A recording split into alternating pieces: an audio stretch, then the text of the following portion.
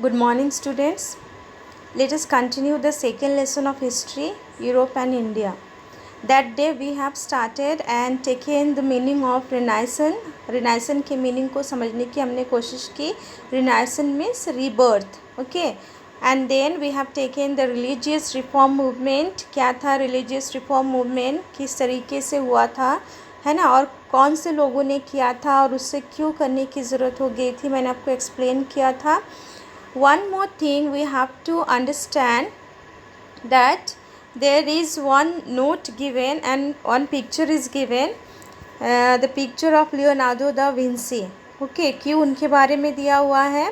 First of all we will read out the paragraph. He is recognized as an all-round personality of the period of Renaissance. He was well versed in different branches of science and art.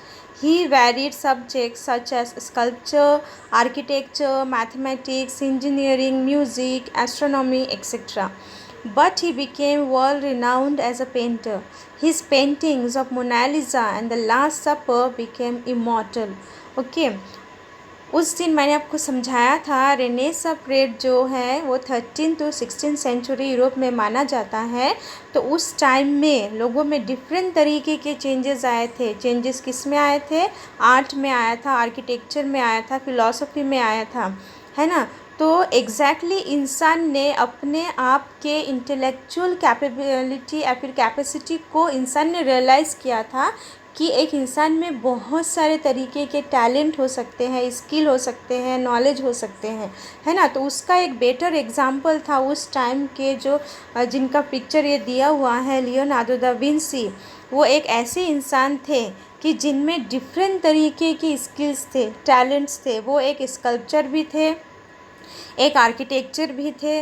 Okay, sculpture means what, जो sculptures बनाते हैं, different तरीके के buildings बनाते हैं, है ना. Architecture थे, तो आर्किटेक्चर भी वास्तुशास्त्र जो है डिफरेंट तरीके के चीज़ों को डिज़ाइन किया जाना, बिल्डिंग्स को डिज़ाइन किया जाना, तो वो भी उनको बहुत अच्छे से आता था. एक मैथमेटिशियन भी वो थे, है ना. मैथमेटिशियन भी वो थे, मैथमेटिक्स में भी वो एक्सपर्ट थे, इंजीनियरिंग में भी वो एक्सपर्ट थे, as well as music and then astronomy. Astronomy means ज्योतिष शास्त्र जिसको कहा जाता है ना. तो वो उसमें भी वो बहुत ज़्यादा निपुण हुआ करते थे, एज वेल एज. लेकिन पूरा वर्ल्ड उनको किस रूप में जानता है, किस रूप में वो फेमस हुए? Renowned means famous. ओके, तो किस रूप में वो फेमस हुए? बहुत ज़्यादा पेंटर के रूप में. फर्स्ट टाइम उन्होंने और उनको उनके पेंटिंग्स मोनालिसा और द लास्ट सपर, ये पेंटिंग्स के नाम है, तो उनके इन पेंटिंग्स के लिए उनको जाना जाता है. ओके, तो एग्जैक्टली मोनालिसा, अगर आप नेट में जाओगे और मोनालिसा आप डालोगे तो एक पेंटिंग आएगा जिसमें एक लेडी का पेंटिंग बना हुआ है. तो उसमें अगर हम देखते हैं तो हमको लगेगा कि इसमें क्या है, एक लेडी का पिक्चर बना हुआ है, उसमें कुछ ऐसा स्पेशल है नहीं. तो क्यों इनको इतना इम्पोर्टेंस दिया गया है? वो इसीलिए दिया गया है कि लियोनार्डो दा विंसी ने फर्स्ट टाइम किसी इंसान को पेंटिंग के फॉर्म में कैनवस में उतारा था, बनाया था. इसीलिए मोनालिसा पेंटिंग को इतना इम्पोर्टेंस दिया जाता है. उसके पहले जितने भी पेंटिंग्स बनते थे तो भगवान से रिलेटेड ही बनाए जाते थे, है ना. जैसे जीसस क्राइस्ट या फिर दूसरे जो गॉड हुआ करते थे यूरोप में, जो लोग मानते थे दूसरे गॉड्स को, तो उनके ही पेंटिंग्स बनाए जाते थे. इंसानों को कभी भी उसके पहले, मोनालिसा के पहले कभी